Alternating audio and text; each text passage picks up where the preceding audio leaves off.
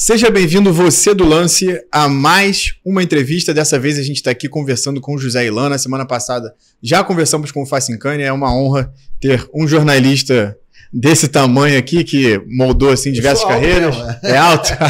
Não, um grande jornalista que inspirou muitas pessoas, se tornou um comentarista e hoje é aí um dos principais comentaristas de Fluminense. Então a gente está trazendo aqui o José Illan para conversar com a gente sobre o Mundial de Clubes, sobre o Fluminense e um pouco sobre a carreira também, sobre a carreira dele também. Muito prazer, José. Seja bem-vindo. Prazer meu estar aqui numa marca desse tamanho, no Lance, na tua companhia. Obrigado, vamos bater um papo aí. Simbora. Então a primeira pergunta, cara, é sobre o início da sua carreira, né? Eu quero te perguntar o que te motivou a entrar no esporte, trabalhar como jornalista dentro do esporte e depois disso, principalmente, eu acho que onde você tomou a sua maior proporção assim, na sua carreira, a travar mesmo assim como jornalista, né? Você teve o início como repórter de campo, fez Olimpíada, fez final de Libertadores.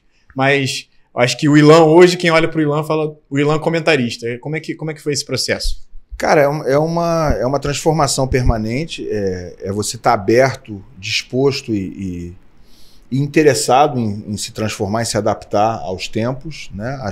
Às etapas da carreira. Eu, quando comecei como jornalista, eu nem seria jornalista inicialmente. Eu comecei a faculdade de comunicação fazendo publicidade e propaganda. Mas eu rapidamente percebi que não era para mim, porque a publicidade, ela na verdade é meio que uma arte de como você vender algo que não é exatamente o que a pessoa... não é uma verdade absoluta, é você maquiar uma verdade para vender um produto. É aquele me vende essa caneta da entrevista exatamente. de emprego. É a arte de vender algo para alguém que não precisa daquilo ali e você precisa dizer coisas talvez exageradas ou muitas vezes inverídicas sobre um determinado produto, vamos colocar assim. E aquilo era exatamente o contrário do que eu acreditava. E aí, dentro da mesma carreira, dentro da comunicação, tinha o jornalismo, que era outra porta não é da verdade absoluta, mas da tentativa da gente buscar a verdade, da gente ser fiel a uma realidade, né? E muito perseguir sempre aquela imparcialidade, fugir da subjetividade. Embora hoje a função que eu exerço com mais frequência, que é de comentarista, ela necessite da subjetividade. Mas enfim, meu começo de carreira foi assim. Então eu me identifiquei rapidamente com o jornalismo, embora não fosse a minha primeira opção. E assim, eu não poderia ter ido para uma carreira mais acertada. E aí fiz uma carreira humilde, né? Comecei na rádio, depois TV. Acho que me encontrei na TV. Embora eu seja uma pessoa tímida normalmente, mas na TV eu não sou, no vídeo eu consigo... Não sei, eu assumo algo que realmente me coloca com algum desembaraço na câmera. Sempre tive essa facilidade. E aí fui me transformando durante os tempos, né? Hoje tive que me adaptar, eu sou um dinossauro aí, já com 54 anos, mas tive que me adaptar à digitalização. Eu acho que desde o início eu acompanhei isso, eu saí da TV Globo para o Globoesporte.com em 2008, por um interesse meu, eu quis fazer esse movimento. Então eu peguei esse inicinho ali da digitalização, da TV se transportando para dentro do site.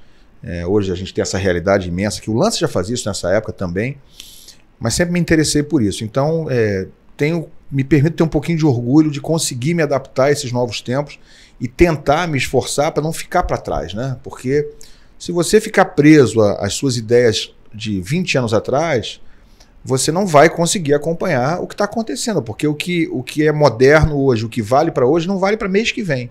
Então está tudo muito veloz. E eu acho que hoje o principal, a chave para um profissional de comunicação é ele realmente conseguir, ou tentar pelo menos, se adaptar às transformações do mercado. Eu acho que isso é o ideal, compartilhando um pouco com você. Eu me apaixonei assim, pela profissão, escolhi a profissão desde pequeno assistindo TV. Meu jornalismo ele foi de fato um pouquinho ali pequeno assim, do impresso, eu cresci lendo o Lance, mas o que de fato me interessou foi a TV. E aí hoje, quando eu entro na faculdade, começo a trabalhar, vou me formando, a realidade já é outra. Já é muito mais da internet, do jornalismo não é individual, né? Como é que a gente tem tratado? Me fugiu agora. Não. Do que é o próprio, né? Você que tem o seu canal, você tem as suas fontes, tem as suas apurações, você não sei, tem uma definição para isso? Cara, já ouvi do autoral, para um jornalismo autoral, pode assim. Ser. Independente, jornalismo independente. Ah, bom. Mas hoje assim, eu faço jornalismo independente no meu canal, tenho o canal Illan FC, no YouTube, já há 1 ano e meio, né? Antes disso eu tinha um outro canal com o Renato, Maurício Prado, ficamos ali uns 3 anos, 2 anos e 3 anos fazendo. Mas eu trabalho também para outras 2 empresas, né? Eu trabalho para o meu canal, faço também o Netflu, um podcast semanal, e faço para Placar, diariamente, um programa sempre às 6 horas. Então, assim, é sobre ser versátil. Eu acho que a palavra muito presente hoje no dia a dia, no meu dia a dia e do profissional do jornalismo, e acho que tem muitas profissões, não só no jornalismo, mas na nossa nem se fala, porque é uma coisa toda multimídia, é ter essa versatilidade. Então, eu vou mudando de chip. Eu aqui, 10 minutos atrás, estava gravando um vídeo para o meu canal, subindo esse vídeo sozinho. É um one-man show, fazendo tudo sozinho, fazendo a thumb sozinho, me filmando, me enquadrando. Então, eu acho que esses novos tempos, esses tempos atuais, demandam isso. Então, é sobre versatilidade mesmo. Perfeito. E você consegue dizer, assim, algum jornalista, algum comentarista que ali, quando você estava se encontrando na profissão, foi sua referência? Assim, uma grande referência, ó, pô, esse cara aqui eu admiro bastante. Eu tive várias, Pedro. Eu tenho até medo de esquecer, mas tive muitas mesmo. Eu tive a sorte de, mais ou menos no começo da minha carreira, eu comecei em 89, 90, mas ainda em 93 já fui fazer estágio na TV Globo. E aí você imagina, eu fazia estágio com gente muito grande, com gente muito relevante, o Tino Marcos, o Mauro Naves, o Roberto Tomé, a Milena Ciribelli era apresentadora do Globo Esporte, o Léo Batista já estava lá, o grande Léo, o saudoso Léo, Fernando Vanucci. Eu antes disso trabalhei na Rádio Tupi, onde o Heraldo Leite era o apresentador do Giro Esportivo. O Heraldo é um monstro, é um mestre para mim desde o começo da minha carreira. Talvez tenha sido meu primeiro mestre na profissão. Tinha o Danilo Bahia também, já falecido. Grandes repórteres na Rádio Tupi, na TV Globo, onde eu trabalhei. Na TV Manchete eu trabalhei também, com gente também importante, com gente relevante, com Alberto Léo, com Paulo Stein, com uma equipe de gente, na época, muito relevante, né? Você não pegou isso, mas a TV Manchete era muito importante ali nos anos 80, anos 90. Era ali pertinho de casa. Ali no Russell, ali, né? No Flamengo, na Glória. Então trabalhei ali, trabalhei na TV Globo. E assim, citei já algumas pessoas que me influenciaram, mas na TV Globo, obviamente, como eu trabalhava como repórter, trabalhei por quase 15 anos lá, em 2 passagens que tive, os outros repórteres com quem eu trabalhava, que eram de nível altíssimo, né, hoje tem muita gente fazendo a mesma coisa no Grupo Globo. Então, assim, sinceramente, eu acho que o nível era mais alto naquela época, era mais difícil você entrar. O Sport TV não tinha essa estrutura que tem hoje, com um monte de repórteres, bons repórteres hoje, uma seleção legal, uma coisa bem diversificada, mas na época era muito difícil você estar dentro de um pelotão ali de 6, 7 repórteres só da TV Globo que cobriam o esporte, numa época em que a televisão era muito relevante. Hoje a coisa pulverizou muito, né? Tem sites, tem TVs de sites, tem o streaming, tem tudo aí, e é ótimo para o mercado, e tem muita gente boa hoje no mercado surgindo, mas na época era muito difícil, era muito restrito.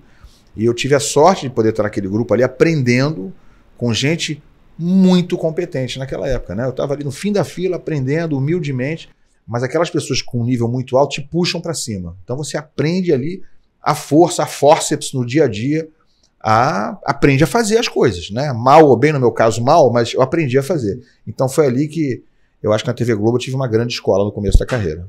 E essa escola se desenvolveu hoje para o Ilan, que atualmente está em vários lugares, mas também tem esse marco assim como comentarista e principalmente falando de Fluminense. E aí, nesse seu papel assim como comentarista, eu conversando com o Facincani semana passada, eu perguntei para ele sobre a forma que ele fala. O Facincani tem um tom muito sincero, assim, né? Vamos falar sincerão. E ele disse que é a personalidade dele.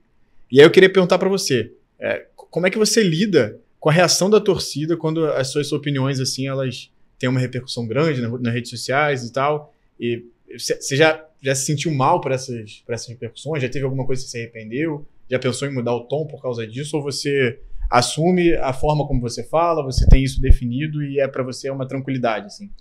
O tom, assim, também um tom muito firme, assim, muito contundente. Às vezes... Olha só, eu já me arrependi de coisa que falei, sim. Já errei, como continuo errando e vou continuar errando.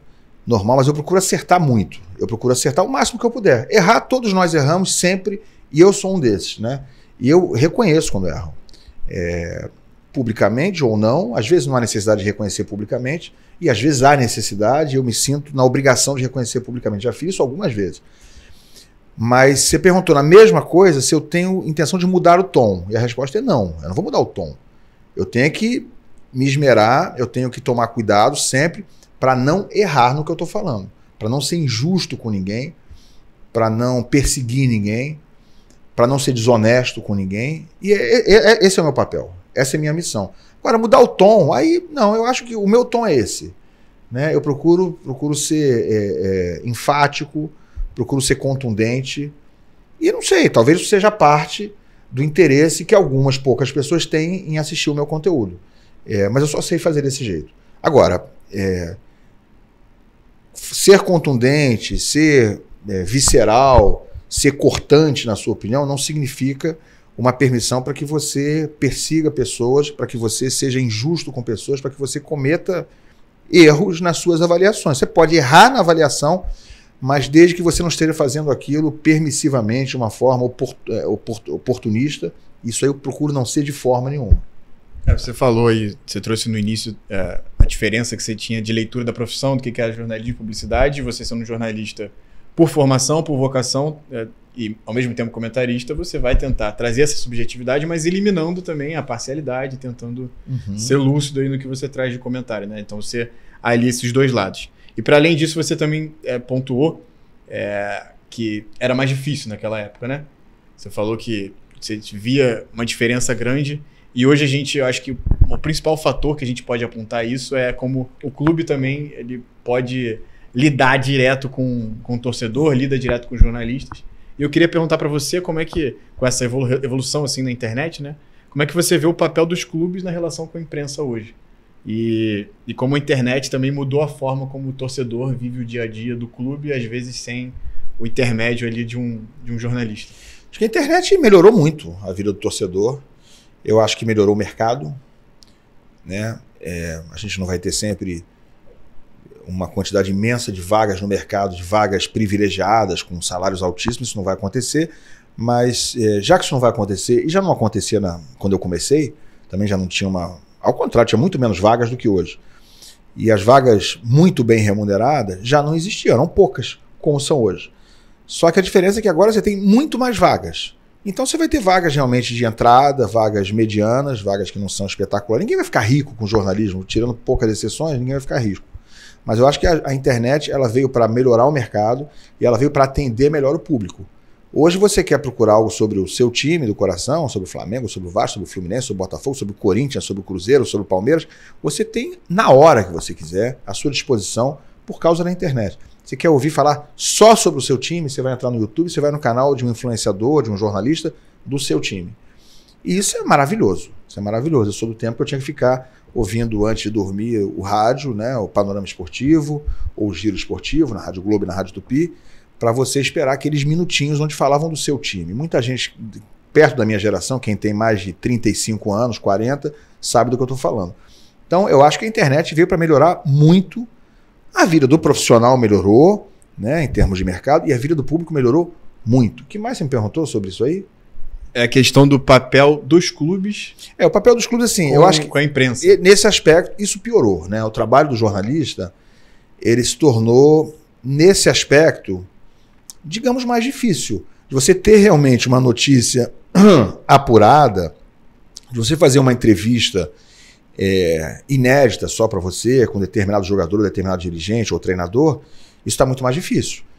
Não é de agora, já tem uns 20 anos esse processo, desde o começo dos anos 2000, talvez, o acesso aos personagens de cada clube foi se fechando, e não, de uma forma que hoje você não tem acesso nenhum àqueles jogadores, àquele treinador.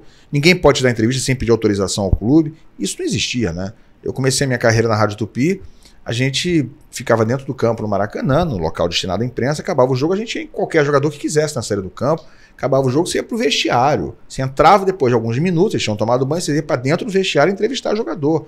Tem um monte de vídeo meu aí no YouTube, ou na TV Manchete, entrevistando o jogador no vestiário, o cara tá ali no fundo com toalha.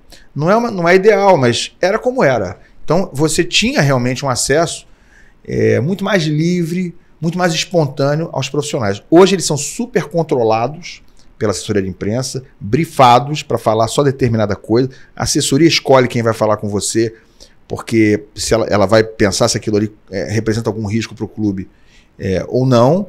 E mesmo na hora que eles chegam para falar, você vai ter direito a uma pergunta ou duas ali, dentro de um determinado assunto e dependendo do que você perguntar, ele nem vai te responder. Então isso aí, infelizmente, piorou, né? Apesar de que isso aí acaba dando um pouquinho mais de mercado de trabalho também para os nossos colegas que trabalham em assessoria de imprensa. E aí, agora, perguntando para você, entrando mais especificamente em Fluminense, eu queria saber até um pouco disso também, dessa relação com a imprensa, mas em geral, no momento institucional do Fluminense. Em que sentido eu pergunto? O Fluminense ele teve a maior conquista da sua história em 2023 e no ano seguinte ficou à beira do rebaixamento.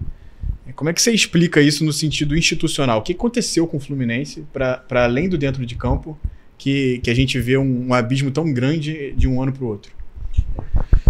Pedro, eu acho que o Fluminense, eu estou nos que acham que vem méritos e algumas qualidades na gestão do Fluminense atual, mas ao mesmo tempo, e não é paradoxal isso, é um fato, acho que uma coisa não anula a outra, ao mesmo tempo eu acho que o Fluminense foi campeão em 2023, apesar da atual gestão. Mas como assim? Há méritos, eles equacionaram, por exemplo, no longo prazo a dívida, mas ao mesmo tempo as contratações, a estruturação do departamento de futebol do Fluminense, ela é extremamente amadora. O Fluminense hoje não tem um profissional cuidando do futebol. Ele tem o Angione, que na verdade não manda no futebol, ele é uma espécie de assessor do presidente. O presidente é quem manda no futebol do Fluminense. Manda em tudo no clube. Tudo bem, ele é o presidente do clube, ele tem a caneta como última palavra, como assinatura principal para tudo. Mas é normal que você delegue poder, que você delegue a função a um ou vários profissionais para comandar um departamento de futebol de uma instituição de primeiro escalão, de primeira prateleira, ou que pretende ser de primeira prateleira. Eu acho a estrutura do Fluminense arcaica, ultrapassada, inclusive no seu patrimônio físico, o clube está muito ultrapassado. Se você comparar hoje a estrutura do Fluminense, da sede do Fluminense, sede social do Fluminense, com outros clubes do Rio, não precisa nem ir muito longe, ele está completamente ultrapassado. Ele certamente, talvez o Vasco esteja ali parecido, porque o Vasco vem numa crise já há alguns anos, né? Então o Vasco talvez tenha uma estrutura tão arcaica quanto a do Fluminense. Mas o Vasco, como eu falei, está infelizmente, né, porque é um clube gigantesco, o Vasco vem numa crise já de algum tempo. E o Fluminense acaba de ganhar 2 competições importantíssimas, foi bicampeão carioca, teve uma enxurrada de dinheiro entrando, não era para estar com essa defasagem que está, por exemplo, o Vasco. Ele está bem atrás do Botafogo, ele está bem atrás do Flamengo. Botafogo, por questões de que entrou dinheiro, não interessa. Essa é a realidade do Botafogo atual. O Botafogo hoje está sob gestão de um cara que, mal ou bem, conseguiu transformar o clube num ativo coletivo, num ativo grande, como é o Botafogo, né, num clube muito poderoso. O Botafogo hoje é um clube poderoso no cenário brasileiro. Está contratando de novo um monte de gente aí da Europa, está fazendo dinheiro com venda de um, de outro. O dinheiro entra para o gestor. Sim, mas o gestor reinveste esse dinheiro comprando outros jogadores. Então, eu vejo hoje o Fluminense, ou o presidente do Fluminense, muito preocupado com questões menores. Por exemplo, tentou contratar Neymar, tentou contratar Cristiano Ronaldo, disse ele, pelo menos, né? Ele realmente achou que era viável para o Fluminense contratar o Cristiano Ronaldo? E ainda que o Cristiano, por um aborto da natureza, viesse, o quanto isso custaria e o quanto daria de retorno ao Fluminense, o quanto isso realmente importaria ou impactaria positivamente o Fluminense no médio e no longo prazo? A intenção era gastar um caminhão de dinheiro para ele jogar 3 jogos pelo Fluminense, Neymar a mesma coisa. Então, a meu ver, falta planejamento, sobra ambição e vaidade por questões pontuais de uma contratação impactante em termos de marketing e falta planejamento. Perfeito. E você acha que o título continental em 2023, ele blinda a gestão de alguma forma? De críticas e às vezes até às vezes não vem um resultado positivo, então um problema que vem posteriormente se torna maior do que ele viria a ser se não tivesse acontecido esse título.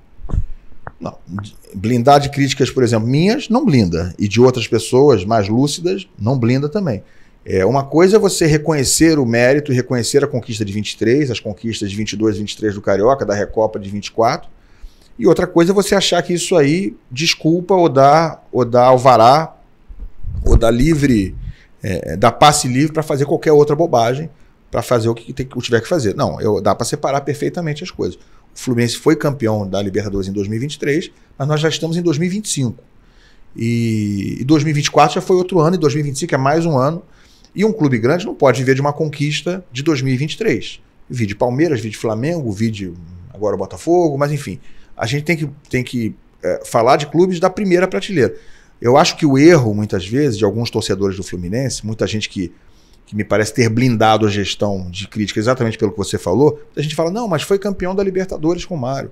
Ah, foi isso, foi aquilo. É verdade. Mas nós já estamos em 2025. Então o erro dessas pessoas é querer nivelar o Fluminense por baixo. É jogar o sarrafo lá embaixo e querer se comparar quem está pior. Mas, a meu ver, o torcedor de um time grande, gigante, ele tem que nivelar por cima. A referência dele tem que ser o Palmeiras, tem que ser o Flamengo. E não o Vasco, que hoje está por baixo. Tomara que melhore, mas está por baixo. E não times que quem caiu para a segunda divisão, tipo o Atlético Paranaense. E o Santos, que está na zona do rebaixamento. O sarrafo tem que ser, a referência tem que ser a de cima e não a de baixo. Eu vejo assim. Então, blinda para algumas pessoas, né, que aceitam isso como algo que vai durar durante 5, 10 anos e livra a gestão de qualquer crítica, mas para mim não. Eu acho que uma coisa é uma coisa, outra coisa é outra coisa. E dentro de campo, o que você acha que levou o Fluminense a viver o que ele viveu em 2024? Como você acha que o clube assim chegou naquele momento e também como ele se reergueu? E a partir disso eu já pergunto também o que trouxe nesse ano, né? Como é que você avalia o atual trabalho do Renato Gaúcho? Eu acho que o fator principal é meio óbvio. O Fluminense contratou ano passado, acho que 11 jogadores, ou 10 ou 11, no início da janela, de janeiro de 2024, e todos já foram embora. Isso aí já responde a pergunta. Todos, nenhum sobrou. Renato Augusto foi o último agora.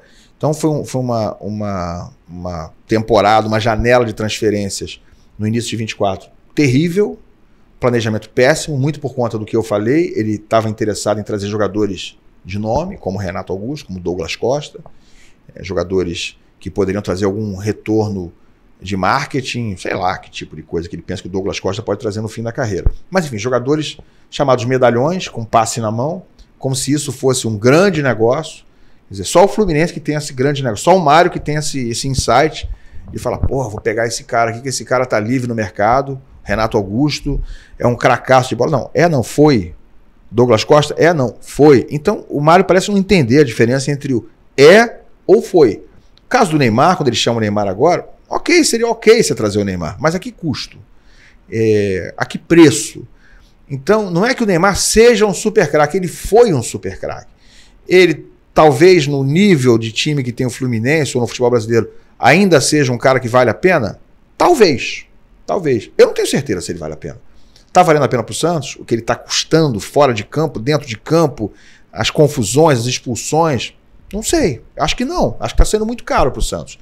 Então, o Neymar é um bom reforço? É ótimo, mas quanto custa? Então, a resposta tem que ser essa. O Cristiano Ronaldo é um bom reforço? É um ótimo jogador, mas é de graça? Beleza. É barato? Traz. É por um preço justo? Traz. Mas a que custo? Então qualquer reforço eu vejo dessa forma. Então o Fluminense em 2024 fracassou porque contratou muito mal. Porque planejou-se muito mal. E porque em determinado momento da temporada insistiu com algo que já tinha acabado. O trabalho do Fernando Diniz, que foi bom em 23, ótimo em 22, o time jogava até melhor em 22 do que em 23, mas em 24 foi muito ruim. É difícil demitir um cara que tinha acabado de ser campeão da Libertadores e da Recopa meses antes? É difícil, eu reconheço que é difícil. Mas você tem que fazer o que tem que ser feito. Você tem que salvar a instituição. O interesse tem que ser o clube. Se você percebe que alguma coisa acabou, aquilo acabou. Então, até nessa questão, ele demorou a demitir o Diniz. E aí o risco aumentou. O Fluminense escapou, raspando, com muito mérito do Mano Menezes, né? Essa verdade tem que ser dita. Mas houve um erro grave de planejamento no começo da temporada e durante a temporada, nessa tomada de decisão, também demorou-se um pouco. E aí, pensando no trabalho do Renato atualmente? Você perguntou do Renato. Eu acho que o trabalho do Renato ainda, para mim, ainda está em avaliação. Já critiquei, já elogiei. Eu acho que está cedo. Eu acho que ainda... acho que não tem como alguém... ele tem uns 13 jogos pelo Fluminense, se não me engano. Tem pouco mais de 2 meses, acho, de clube. Não dá para ninguém dar uma opinião definitiva. Ainda mais com os resultados que ele está colhendo. É ótimo o trabalho dele? Eu não posso dizer que é ótimo e nem posso dizer que é muito ruim. O trabalho dele nesse momento é um trabalho que em alguns aspectos é razoável e em outros nem tanto? Sim, eu acho que é isso. Eu acho que, por enquanto, a minha avaliação do trabalho do Renato é alguns pontos positivos, outros negativos. Vai vingar? Não sei. Acho que está cedo para a gente ter uma opinião, ou para mim ter uma opinião definitiva sobre esse trabalho do Renato. Muito obrigado, José Ilan. Pedro, um prazer conversar com você, cara. Um prazer ter você aqui. Disponha. Em breve, Mundial de Clubes, Copa do Mundo de Clubes também, como tem sido dito. Fluminense. Última pergunta. Até onde vai o Fluminense na Copa do Mundo de Clubes? É muito difícil dizer agora. Eu acho que para ser um resultado aceitável, ele tem que pelo menos passar da primeira fase. Na minha opinião, se o Fluminense não passar da primeira fase, é um resultado muito ruim. Entra no terreno do inaceitável. É claro que ele não deve passar em primeiro, mas ele tem obrigação, num grupo como esse, de passar em segundo. Na minha opinião, ele tem obrigação. Ele é campeão da Libertadores, vai enfrentar um time africano, um time da Coreia. Isso não quer dizer que eu acho que vai passar, ou que já passou, porque eu respeito esses times, acho que esses times devem vir muito competitivos. Mas o Fluminense vai ter que dar o jeito dele. Ele está representando uma camisa enorme, um continente muito vencedor, muito mais do que a Ásia e do que a África, e como um campeão recente da Libertadores. Então, na minha opinião, o resultado passa a ser aceitável ele chegando nas oitavas. E ele avançando pelo menos até as quartas, ele passa a ser um resultado bom ou muito bom, né? Ele chegando pelo menos entre os 8 ali. Mas eu acho que, sendo realista, ele vai, no máximo, chegar às oitavas. Pelo menos é o que parece agora. Tomara que ele seja campeão, mas não tá fácil imaginar, com o futebol jogado até agora, que o Fluminense vai conseguir ir longe, não. Isso. Se você concorda com o José Ilan, comenta aí, ó, concordo com ele. Se você acha que ele tá falando besteira, pode deixar aquela cornetada que ele tá acostumado.